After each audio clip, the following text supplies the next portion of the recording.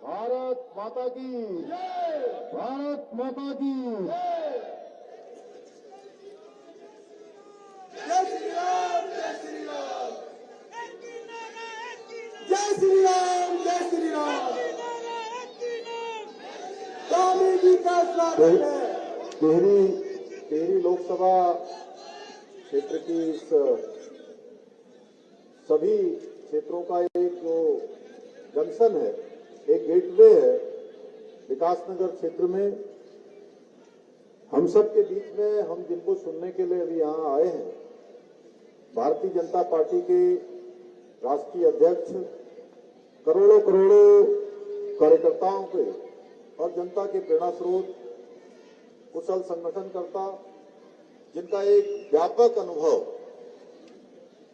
कई दशकों का राजनीति में और समाज में योगदान रहा है, ऐसे भारतीय जनता पार्टी के राष्ट्रीय अध्यक्ष आदरणीय जेपी नड्डा जी, मंच पर विराजमान भारतीय जनता पार्टी के जुझारू एवं कर्मठ प्रदेश अध्यक्ष आदरणीय महेंद्र भट्ट जी, उत्तराखंड राज्य के चुनाव के प्रभारी और पिछले विधानसभा में भी जो हमारे चुनाव के प्रभारी थे आदरणीय दुष्यंत गौतम जी, इस लोकसभा क्षेत्र की प्रत्याशी सांसद आदरणीय माला राज्य लक्ष्मी शाह जी, पूर्व मुख्यमंत्री आदरणीय डॉक्टर रमेश पोखरियाल निशंक जी, पूर्व मुख्यमंत्री आदरणीय तीरथ सिंह रावत जी, राज्यसभा के सांसद आदरणीय नरेश बंसल जी, हमारे उत्तराखंड सरकार में मेरे साथ सहयोगी कैबिनेट मंत्री आदरणीय गणेश जोशी जी, आदरणीय डॉक्टर धन सिंह रावत जी, और आज की रैली के संयोजक आदित्य कोठारी जी, विनय रोहेला जी, हमारे लोकसभा के प्रभारी, मंच पर आसीन विधानसभा विकासनगर के लोकप्रिय विधायक आदरणीय मुन्ना सिंह चौहान जी, बगल की विधानसभा के लोकप्रिय विधायक भाई सहदेव सिंह कुंडीर जी, एवं मंच पर आसीन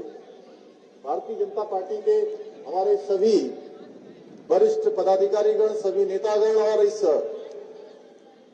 बहुत ही विशाल जनसमूह में उपस्थित सभी मेरे बड़े बुजुर्ग, उपस्थित माताएं, बहनें, मेरे नौजवान साथियों, मैं सबसे पहले तो आप सबकी तरफ से आज जो आप लोगों ने इतना माननीय नड्डा जी के यहाँ पहुंचने पर आपने सबका स्वागत किया, आपने उनका जोरदार गर्मजोशी से स्वागत किया, अभिनंदन किया। मैं भी एक बार फिर से आप सबकी तरफ से आपका बहुत स्वागत करता हूं, अभिनंदन करता हूं कि आप सब के बीच में उन्होंने हमारे यहाँ समय दिया। भाइयों बहनों, हम सभी जानते हैं कि 2014 के बाद से देश में भारतीय जनता पार्टी की सरकार आदरणीय प्रधानमंत्री नरेंद्र मोदी जी के नेतृत्व में एक सुदृढ़ भारत, एक समृद्ध भारत, एक सामर्थ्यवान भारत और एक शक्तिशाली भारत के रूप में विश्व पटल पर अपनी विशेष पहचान बना रहा है। माननीय प्रधानमंत्री मोदी जी के नेतृत्व में आज पूरी दुनिया के अंदर भारत का मान, सम्मान और पहचान पूरे विश्व में बढ़ी है। भाइयों बहनों, माननीय प्रधानमंत्री जी ने विकसित उत्तराखंड और विकसित भारत के लिए अब की बार 400 पार का लक्ष्य दिया है। ये 400 पार का लक्ष्य सिर्फ सरकार बनाने के लिए नहीं है, बल्कि ये 400 पार का लक्ष्य विकसित भारत बनाने के लिए है, दुनिया का सिरमौर भारत बनाने के लिए है, भारत दुनिया का नेतृत्व करे ऐसा भारत बनाने के लिए है। मुझे पूरा विश्वास है कि बहुत सारे काम चूंकि केंद्र की सरकार ने उत्तराखंड में किए हैं, अभी मुन्ना सिंह चौहान जी बता रहे थे, हम लोगों ने बहुत सारे कामों को यहाँ आगे बढ़ाया है। इंफ्रास्ट्रक्चर के क्षेत्र में माननीय प्रधानमंत्री मोदी जी के प्रधानमंत्री बनने के बाद पिछले अगर 10 सालों का हम अगर बात करें तो 10 सालों में 2 लाख करोड़ से भी ज्यादा की योजनाएं उत्तराखंड राज्य के लिए स्वीकृत हुई हैं। भाइयों बहनों, ये मैं कह सकता हूं भूतो न भविष्य थी। उत्तराखंड राज्य के हमारी सरकार ने लगातार राज्य को आगे बढ़ाने के लिए अनेक काम किए हैं। इंफ्रास्ट्रक्चर के क्षेत्र में बहुत सारे निर्णय लिए।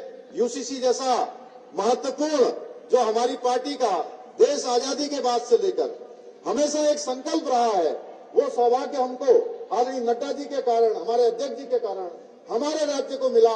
हर एक उत्तराखंड वासी को ये गौरव प्राप्त हुआ कि उत्तराखंड की विधानसभा ने राज्य के अंदर समान नागरिक संहिता का विधेयक पारित कर दिया, जिसको माननीय राष्ट्रपति महोदय ने भी अपनी स्वीकृति दे दी है। इसी प्रकार से हमने नकल विरोधी कानून हो या दंगा विरोधी कानून हो, धर्मांतरण का विधेयक हो, 30% अपनी मातृशक्ति को आरक्षण देना हो, या 10% का उत्तराखंड आंदोलनकारियों को आरक्षण देना हो, या 3 सिलेंडर निःशुल्क रूप से, मुक्त रूप से भरे जाने की जो योजना जो हमने इस लोक विधानसभा के चुनाव में आदरणीय राष्ट्रीय अध्यक्ष जी के नेतृत्व में और माननीय प्रधानमंत्री जी के नेतृत्व में जो हम उत्तराखंड की जनता के समक्ष गए थे कि हम 3 सिलेंडर उत्तराखंड की जनता को, गरीब परिवारों को निःशुल्क रूप से रिफिल करेंगे। भाइयों बहनों, हमने वो वायदा भी पूरा किया है और 1,82,000 परिवारों को निःशुल्क सिलेंडर भरे जाने की ये योजना हमारी लगातार धरातल पर उतर रही है। पिछले 10 वर्षों में माननीय प्रधानमंत्री जी के नेतृत्व में अभूतपूर्व काम हुए हैं। मैं बहुत विस्तार में नहीं जाना चाहता, मैं बस आपसे ये निवेदन करने के लिए आया हूं कि पूरे उत्तराखंड के अंदर मैं सभी स्थानों पर गया हूं, लगभग सभी नामांकनों में गया हूं, जनसभाओं में गया हूं। आज जिस प्रकार का जनसमूह आज हमारे प्रत्याशियों के समर्थन में माननीय प्रधानमंत्री मोदी जी को तीसरी बार प्रधानमंत्री बनाने के लिए उमड़ रहा है, जिस प्रकार का जोश और जुनून है, अब इसमें कोई संदेह नहीं है कि चाहे वो टिहरी की लोकसभा हो या अन्य 4 लोकसभाएं, कुल मिलाकर 5 लोकसभाएं, उत्तराखंड की जनता प्रचंड बहुमत से 400 पार के नारे को पूरा करने के लिए 5 कमल यहां से देने वाली है। मैं आप सबका बहुत धन्यवाद करता हूं कि आप इतनी बड़ी संख्या में आए हैं और हम आदरणीय अध्यक्ष जी को सुनना चाहते हैं। इससे पहले भी उन्होंने काफी सारे कार्यक्रम किए, अभी रात तक उनके कार्यक्रम लगे हुए हैं। इतना ही आप सबकी तरफ से उनका एक बार फिर से देवभूमि आगमन पर स्वागत करते हुए, अभिनंदन करते हुए, आप सबका धन्यवाद करते हुए मैं अपनी बात समाप्त करता हूं। बहुत बहुत धन्यवाद। बहुत बहुत धन्यवाद आदरणीय मुख्यमंत्री पुष्कर सिंह धामी जी। निश्चित रूप से आपके नेतृत्व में इस समय उत्तराखंड की 5 लोकसभाओं को हम भारी प्रचंड बहुमत के साथ में विजयी होंगे, ऐसी हमें पूरी उम्मीद है। और गर्मी तो अधिक है ही, लेकिन मेरा सभी लोगों से अनुरोध है कि अब हमारे आदरणीय मुख्य वक्ता जेपी नड्डा जी हम सभी को संबोधित करने वाले हैं, तो मैं निवेदन करना चाहता हूं कि अपने स्थान पर एकाग्रचित्त होकर के बैठे रहें।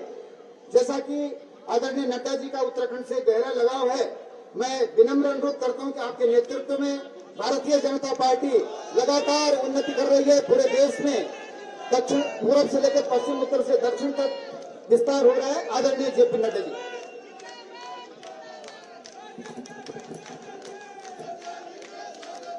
बोलिए भारत माता की। भाई जरा आवाज में दम होना चाहिए। बोलिए भारत माता की, भारत माता की, भारत माता की। आज के इस विशाल जनसभा में मंच पर विराजमान उत्तराखंड के यशस्वी और लोकप्रिय मुख्यमंत्री सम्माननीय पुष्कर सिंह धामी जी, हमारे प्रदेश के जुझारू अध्यक्ष सम्माननीय महेंद्र भट्ट जी, पार्टी में मेरे महामंत्री और मेरे वरिष्ठ साथी और उत्तराखंड के प्रभारी, पूर्व में राज्यसभा के सदस्य श्री दुष्यंत कुमार गौतम जी, हम सबकी बहुत ही लोकप्रिय प्रत्याशी बहन श्रीमती माला राज्य लक्ष्मी शाह जी,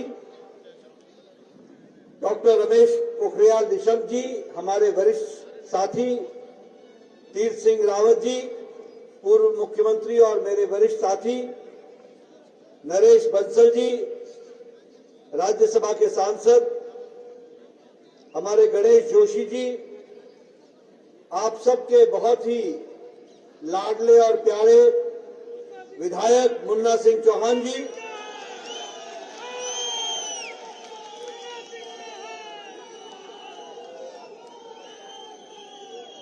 श्री पुंडीर जी हमारे विधायक,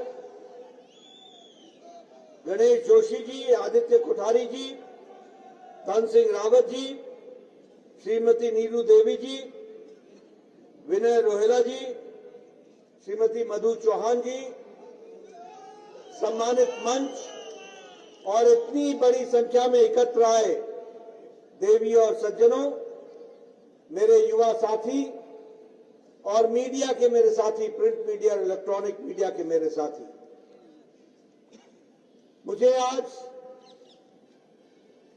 यमुना नदी के किनारे और टॉस के मिलन स्थान पर विकास नगर में इस ऐतिहासिक स्थान पर आने का सौभाग्य मिला है।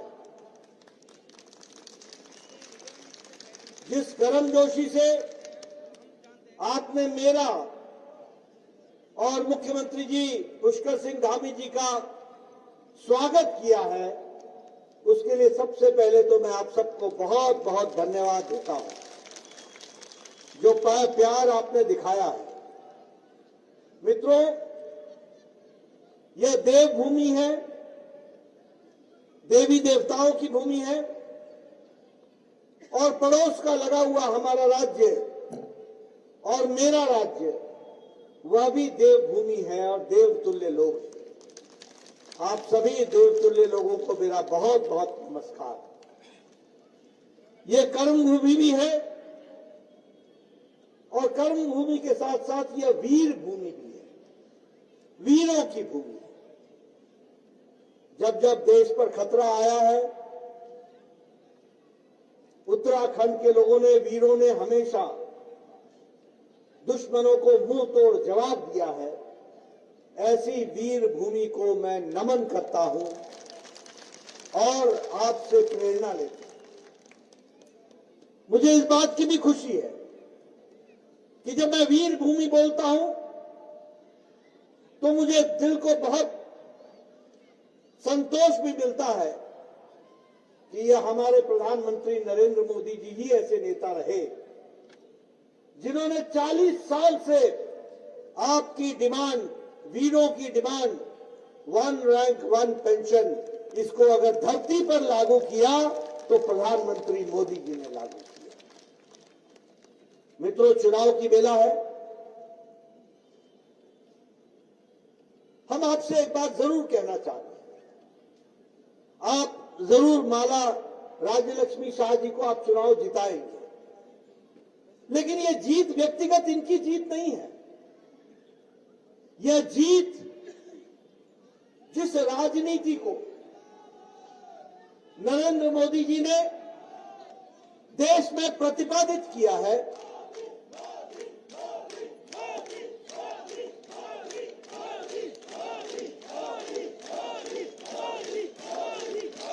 जिस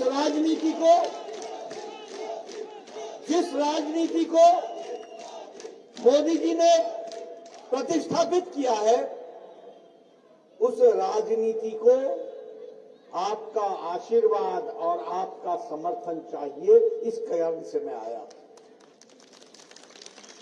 और जब मैं समर्थन की बात करता हूं तो पहले राजनीति क्या होती थी?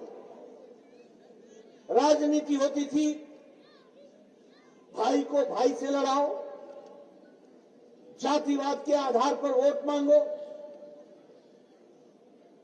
माइनॉरिटी और मेजॉरिटी के नाम पर वोट मांगो, वोट बैंक की राजनीति करो, अलगाववाद को बढ़ावा देते हुए, तुष्टीकरण की राजनीति करते हुए अपने आप को गद्दी पर बैठाओ। ये राजनीति कांग्रेस ने 70 साल चलाई। लेकिन प्रधानमंत्री मोदी जी ने राजनीति की परिभाषा बदल डाली है। अब राजनीति की परिभाषा बदल गई है। अब कोई व्यक्ति जाति के आधार पर जीत नहीं सकता। अब कोई व्यक्ति अलगाववाद पर जीत नहीं सकता। अब कोई व्यक्ति और पार्टी तुष्टीकरण की राजनीति में नहीं जीत सकता। अब सिर्फ मोदी जी के नेतृत्व में एक ही राजनीति चलेगी, वह है विकासवाद की राजनीति, विकासवाद की राजनीति। पॉलिटिक्स ऑफ परफॉर्मेंस, काम करने का, परफॉर्मेंस करने का की राजनीति करनी होगी। पॉलिटिक्स ऑफ रिपोर्ट कार्ड, हमने क्या किया है लोगों के लिए, इस पर राजनीति चलेगी। तुष्टीकरण पर राजनीति अब नहीं चलेगी, जातिवाद पर नहीं चलेगी, वोट बैंक की पॉलिटिक्स पर नहीं चलेगी, अकाउंटेबिलिटी पर राजनीति चलेगी। ये मोदी जी ने एक नई परिभाषा देश को दी है। अभी अभी आपने देखा, कुछ दिनों पहले जातिगत जनगणना की बात चली, जातिगत जनगणना की बात चली। भारतीय जनता पार्टी ने भी कहा कि जातिगत जनगणना से हमारा कोई दुराव नहीं है, वो अच्छी बात है, होना चाहिए, लेकिन जातियों के आधार पर देश को बांट देना ये गलत है। और इसीलिए मोदी जी ने कहा, ज्ञान, गरीब, जी फॉर गरीब, वाई फॉर युवा, ए फॉर अन्नदाता और एन फॉर नारी शक्ति। जब गरीब की चिंता होगी, जब युवा की चिंता होगी, जब अन्नदाता की चिंता होगी, जब नारी शक्ति की चिंता होगी, तो सारे देश की चिंता हो जाएगी और देश आगे बढ़ जाएगा। इस तरीके की बात होगी। मित्रों, आप सब लोग हमारी श्रीमती माला राज्य लक्ष्मी जी को चुनाव में कमल के निशान को आप अपना समर्थन देने वाले हैं, लेकिन समर्थन क्यों देने वाले हैं? आपको याद है ना, एक लंबे समय तक हमारे गांव बिना बिजली के रहे हैं। याद है कि नहीं है आपको? याद है कि नहीं है? पहाड़ों में, गांव में बिजली नहीं थी, आपको याद है ना? जब मोदी जी प्रधानमंत्री बने तो 18,000 गांव बिना बिजली के थे। 18,000 गांव। आप सोचिए क्या विकास हो रहा होगा। वहां बिजली नहीं, बच्चों की पढ़ने की सुविधा नहीं, लालटेन में पढ़ा करते थे, कैसी जिंदगी होगी। लेकिन आपने मोदी जी को आशीर्वाद दिया और मोदी जी ने 1000 दिन के अंदर, 1000 डेज के अंदर 18,000 गांव में बिजली पहुंचाई। अब कोई गांव बिना बिजली के नहीं है। ये भारत की बदलती तस्वीर। मुझे यहां का नहीं मालूम, मुझे बताया गया कि बहुत से लोग हिमाचल प्रदेश के भी हैं, बड़े लोग पहाड़े भी यही थी। तुम्हें जो याद है ना, पानी ले आने वास्ते कहला चक्की के 3-3 किलोमीटर दूर जाया करते थे, 3-3 किलोमीटर दूर। मैं सच्ची गिलाया करता, मैं सच बोल रहा हूं। 3-3 किलोमीटर घैला पानी का लेने के लिए जाते थे कि नहीं जाते थे? आज हर घर नल, हर घर जल, इसको साकार किया है तो प्रधानमंत्री मोदी जी ने किया।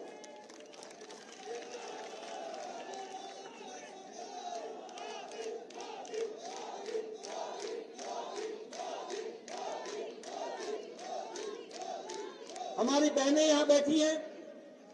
आज से 10 साल पहले गांव में शौचालय के लिए उनको खुले में जाना पड़ता था, सूर्योदय और सूर्यास्त का इंतजार करना पड़ता था। आज 12 करोड़ शौचालय इज्जत घर बना करके बहनों को इज्जत देने का काम किया है तो प्रधानमंत्री मोदी जी ने किया।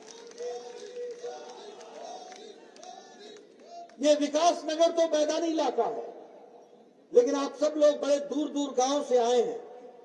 आज से 10 साल पहले उन गांव में सड़कें नहीं थी, पैदल जाया करते थे। और मेरा पहाड़ जो था वो तो ये बोलता था, इंचियां जाइए या ऊंचियां जाइए, इस रास्ते से जाए या उस रास्ते से जाए, जाना तो पैदल ही पड़ेगा। कहते थे कि नहीं कहते थे? आज, और मैं अगर आपको अपने समय की याद दिलाऊं, दामी जी, हमारे यहां कोई शादी होती थी ना, तो लोग बारात में अपना बिस्तरा भी साथ ही लेकर के जाया करते। याद है आपको? आज एक एक व्यक्ति शादी के दिनों में 3-3, 4-4 शादियां और बारात अटेंड कर लेता है, स्कूटर को मारता है किक, एक गांव से दूसरे गांव, दूसरे गांव से तीसरे गांव, और शाम को घर आकर के सोता है। ये परिस्थिति आकर के खड़ी है। बोलो, मैं सच्ची गलाया करता कि नहीं? बोल, मैं सच्ची गलाया करता कि नहीं? सच बोल रहा हूं कि नहीं? ये बदलता भारत है, ये बदलता भारत है। अभी मैं कई बार सुनाता हूं, आपको सिर्फ याद दिला रहा हूं, 10 साल पहले क्या होता था। हमारी बहनें, जब मैं यूनिवर्सिटी में पढ़ा करता था और उसके बाद भी जब मैं एमएलए बन गया, तो सवेरे 5 बजे मुझे गांव में जंगल में आवाज सुनाई देती थी, खट खट खट। हमारी बहनें 5 बजे सुबह उठ करके जंगल में जाकर के लकड़ी काटा करती थी, बोझा ढो करके लाती थी, घर में चूल्हा जलाती थी और फूकनी करने फूकी फूकी के। मैं ठीक बोल रहा हूं कि नहीं बोल रहा हूं? फूकनी से फूक फूक कर चूल्हा जलाती थी और 200 सिगरेट का धुआं अपने छाती में, अपने फेफड़ों में लेती थी। आंखों से पानी आ जाता था, तब जाकर के घर में चाय बनती थी। और आज हमारी बहनों को मोदी जी ने आजाद किया, 10 करोड़ उज्ज्वला योजना में गैस के कनेक्शन पहुंचाए। अब हमारी बहनें तक से लाइटर जलाती है और 5 मिनट में चाय पिला करके देती है। इसलिए एक विकास की एक नई कहानी है। मित्रों, आप जब आज मोदी जी को आशीर्वाद देने वाले हो 19 तारीख को, हमारी बहन माला राज्य लक्ष्मी जी को आशीर्वाद देने वाले हो, तो याद रखना 2019 में जब आपने आशीर्वाद दिया था तो भारत 11वें नंबर की अर्थव्यवस्था थी, 11वें नंबर की अर्थव्यवस्था। कोरोना आया, यूक्रेन का झंझट हुआ, सारी दुनिया की आर्थिक नीति मंदी में पड़ गई, अमेरिका की आर्थिक नीति डमाडोल हो गई, यूरोप अर्थ की मुसीबत में पड़ गया, जापान मुसीबत में पड़ गया। लेकिन आपको जानकर खुशी होगी कि भारत ने मोदी जी के नेतृत्व में 11वें नंबर से छलांग लगाकर आज 5वें नंबर की अर्थव्यवस्था बन गया। और हमने किसको पछाड़ा? ब्रिटानिया को, ब्रिटेन को। वो इंग्लैंड जिसने हमको 200 साल राज किया, उसको पछाड़कर मोदी जी ने भारत को 5वें नंबर पर पहुंचा दिया। अब 2024 में आप फिर मोदी जी को आशीर्वाद देना, कमल का बटन दबाना, हमारी बहन माला राज्य लक्ष्मी जी को जिताना। 2027 में भारत मोदी जी के नेतृत्व में तीसरी बार तीसरी अर्थव्यवस्था बन जाएगा। इस तरीके की व्यवस्था हो। मित्रों, आपको जानकर खुशी होगी, आज प्रधानमंत्री गरीब कल्याण अन्न योजना में 80 करोड़ की जनता को 5 किलो गेहूं या 5 किलो चावल, 1 किलो दाल मुफ्त में दी जा रही है। 80 करोड़ की जनता को, और लगभग 20 लाख की जनता हमारे उत्तराखंड की है। और आपको जानकर खुशी होगी कि आज 25 करोड़ लोग गरीबी की रेखा से ऊपर उठ गए हैं, ये इंटरनेशनल मॉनिटरी फंड बोल रहा है। और भारत में अब अति गरीबी 1% से भी कम हो गई है, यह मोदी जी के नेतृत्व में हुआ है। उसी तरीके से आवास योजना मैंने अभी पिथौरागढ़ में भी सुनाया, मैं आपको भी सुनाना चाहता हूं। मैं 1993 में एमएलए बन गया था, 1993 में, और विपक्ष का नेता बन गया। 1993 में मेरा BDO, block development officer, Munna ji सुनिएगा, आपको याद होगा वीडियो आता है, और कहता था, नड्डा साहब आपको खुशखबरी सुनाते हैं, एक पंचायत में आपको 2 इंदिरा आवास योजना मिली है, बताओ ये 2 इंदिरा आवास योजना किसको दे? मैं कहता था भैया तू ही रख ले, यहां तो 100 बीमार 1 अनार कहां डालेंगे, किसको देंगे? एक पंचायत में 2 घर, इंदिरा आवास योजना, बड़ी बड़ी बातें करते थे। अरे प्रधानमंत्री मोदी जी ने 4 करोड़ आवास योजना बना करके दिए हैं, और प्रधानमंत्री आवास योजना में 4 करोड़ पक्के घर बना के दिए। और आपको जानकर खुशी होगी, सुन लो मेरी बात, आपको जानकर खुशी होगी कि 1 लाख घर उत्तराखंड में बने हैं और विकास नगर में 20,000 घर आवास योजना में बने हैं। यह पक्के मकान बनाने का काम है। और एक बात और बता दूं, मोदी जी का संकल्प है, इस देश में कोई भी कच्चे मकान में नहीं रहेगा, उसको पक्की छत दी जाएगी। इस तरीके से हम काम करेंगे। मित्रों, ये मुन्ना जी भी लंबे समय से एमएलए रहे हैं, गणेश जोशी जी भी बड़े लंबे समय से एमएलए रहे हैं, हमारे निशंक जी भी एमएलए और एमपी रहे हैं, हमारे धन सिंह रावत जी भी रहे हैं। इन सबसे पूछना, ये सब चिट्ठियां लिखा करते थे, मुख्यमंत्री जी मैं आपसे निवेदन करता हूं, मेरे इलाके के व्यक्ति का बाईपास का ऑपरेशन होना है, हार्ट की सर्जरी होनी है, 1.5 लाख रुपए लगना है, ये अति गरीब है, इसको पैसे की अनुशंसा करें, कृपया 1.5 लाख देने की कृपा करें। और तब पैसा मिलता था 75,000, कभी 80,000, कभी 90,000, बाकी लोगों से हम जुटाते थे। ये स्थिति थी कि नहीं थी? ये थी कि नहीं थी?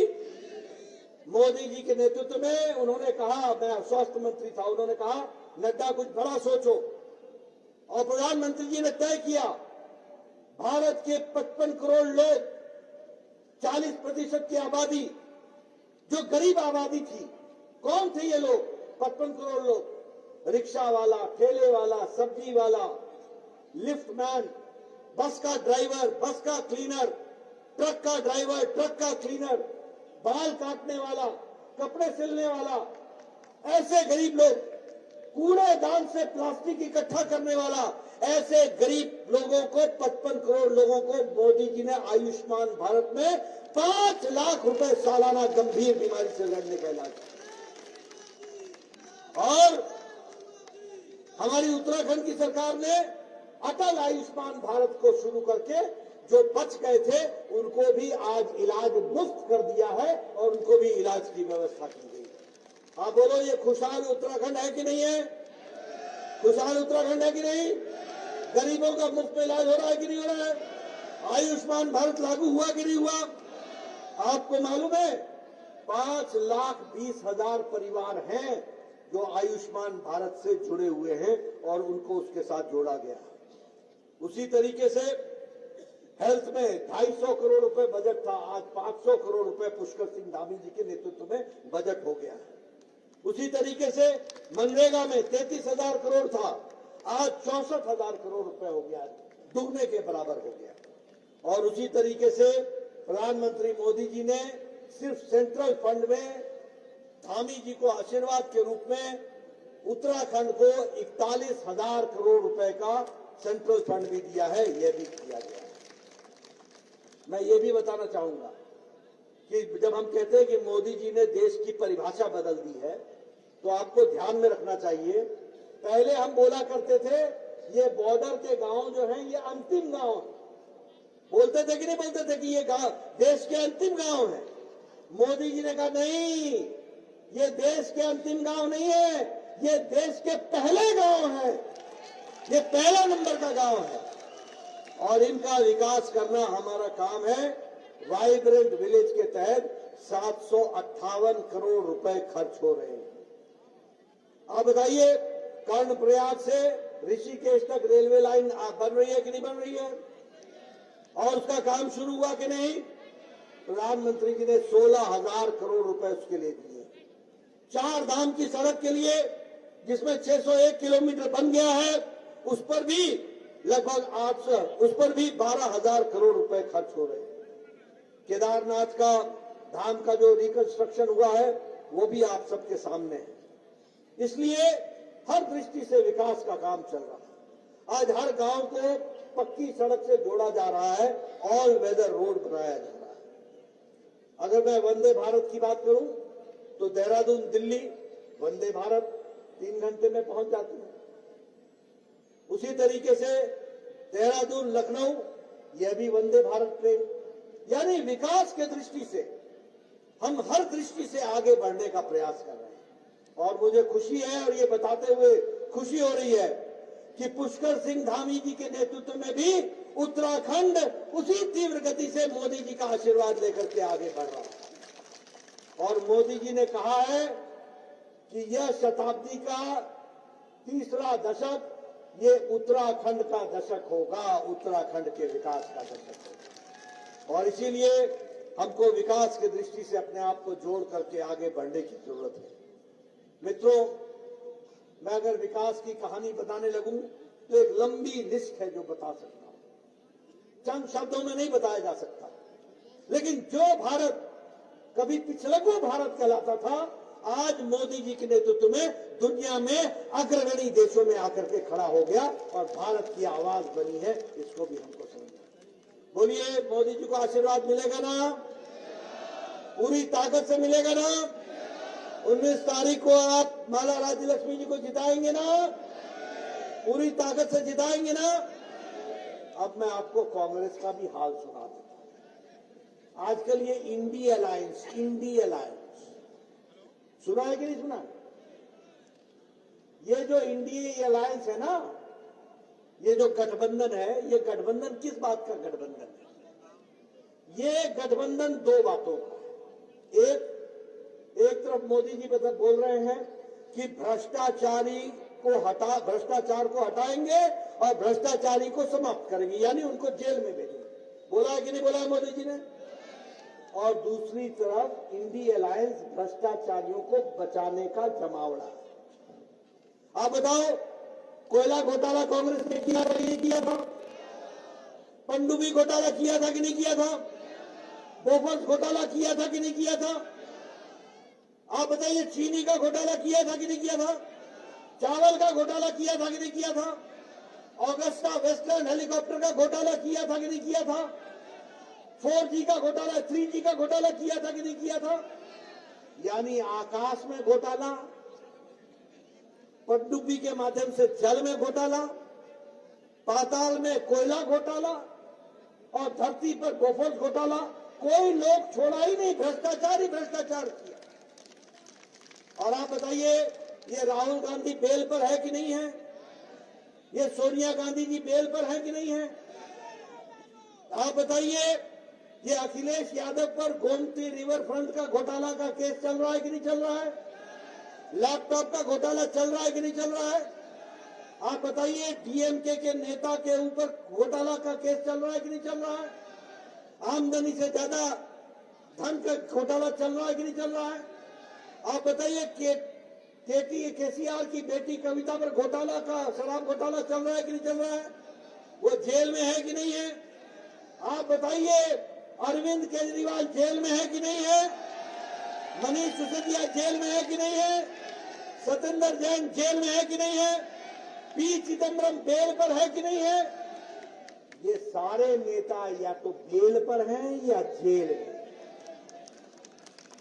कोई बात नहीं, ये भ्रष्टाचारियों का जमावड़ा है, भ्रष्टाचारियों का जमावड़ा। दूसरा, ये परिवारवादी पार्टियां, ये अकेली भारतीय जनता पार्टी है जो प्रजातंत्र तरीके से आई है, जहां एक चाय बेचने वाले का बेटा भी भारत का प्रधानमंत्री बनता है और प्रजातंत्र को ताकत देता है। और यहाँ जो सब बैठे हैं, ये सब साधारण परिवार से हम सब लोग आकर के भारतीय जनता पार्टी में पदों पर काम कर रहे हैं। ये है भारतीय जनता पार्टी। और दूसरी ओर बताओ, मैं ऊपर से शुरू करता हूं, जम्मू कश्मीर में फारूक अब्दुल्ला, उमर अब्दुल्ला परिवार की पार्टी है कि नहीं है? आप बताओ, ये मुफ्ती मोहम्मद और महबूबा मुफ्ती परिवार की पार्टी है कि नहीं है? ये प्रकाश सिंह बादल, सुखबीर सिंह बादल परिवार की पार्टी है कि नहीं है? चौटाला पार्टी परिवार की पार्टी है कि नहीं है? ये मुलायम सिंह, अखिलेश, डिम्पल चाचा को भी छुट्टी कर दी, बोलो परिवार की पार्टी है कि नहीं है? बोलो लालू, राबड़ी, तेजस्वी, तेज प्रताप, आने वाला बच्चा भी ये परिवार की पार्टी है कि नहीं है? आप बोलो, ये हमारा वेस्ट बंगाल में ममता और अभिषेक परिवार की पार्टी है कि नहीं है? बुआ और भतीजे की पार्टी है कि नहीं है? आप बताओ, तेलंगाना में केसीआर, केटीआर, कविता परिवार की पार्टी है कि नहीं है? आप बताइए, डीएमके में करुणानिधि स्टालिन, उदयनिधि स्टालिन परिवार की पार्टी है कि नहीं है? आप बताइए, महाराष्ट्र में शरद पवार और सुप्रिया सुले परिवार की पार्टी है कि नहीं है? आप बताइए, महाराष्ट्र में उद्धव ठाकरे और आदित्य ठाकरे परिवार की पार्टी है कि नहीं है? आप बताइए, कांग्रेस पार्टी सोनिया गांधी, राहुल गांधी, प्रियंका गांधी परिवार की पार्टी है कि नहीं है? ये सब परिवारों की पार्टियां हैं।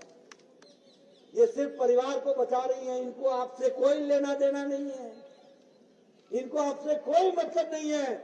ये अपनी कुर्सी बचा रहे हैं और अपनी परिवार की पार्टी चलाने का काम कर रहे हैं। बोलो, ऐसे लोगों को आगे आने देना है क्या? बोलो, भारत परिवार पार्टियों को देना है क्या? उनको आगे बढ़ाना है क्या? आप सब लोग एक बात ध्यान में रखिए, विकास नगर के सारे भाई बहनों को संदेश दीजिए कि अगर भारत सुरक्षित है और तीव्र गति से आगे बढ़ रहा है तो ये संभव है, तो सिर्फ मोदी जी के नेतृत्व में हो रहा है और उसको ही हमको आगे बढ़ाना है। बोलिए, 19 तारीख को कमल का बटन दबेगा, माला राज्य लक्ष्मी जी का आशीर्वाद मिलेगा, सारे देश में कमल खिलेगा, पांचों को पांचों सीटें भारतीय जनता पार्टी को आएंगी और पड़ोस में भी, आप हिमाचल में भी कमल खिलाएंगे। आपका बहुत बहुत धन्यवाद। जय भारत, जय उत्तराखंड। जेपी नड्डा जिंदाबाद, जेपी नड्डा जिंदाबाद। धन्यवाद भाई, धन्यवाद।